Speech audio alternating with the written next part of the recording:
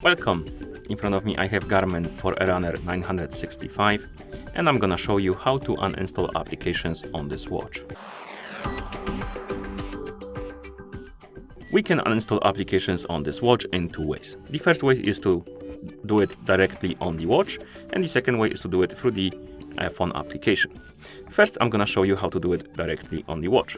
So, what we need to do is to open the menu on our watch by pressing and holding the up button.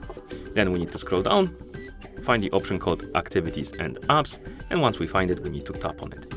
Here, we need to scroll through the list, find the application we want to uninstall, and once we find the application, we need to select it, then press the Start button, scroll through this menu, find the option called Delete from Device, press the Start button, and then press the Start button again to confirm. And the app will be removed from your watch. And that's how you remove it directly from the watch. If you want to use the phone application, your watch needs to be paired with a phone, and I recommend to download and install the Connect IQ Store application because it makes stuff, installation and uninstallation, a lot easier and more convenient basically.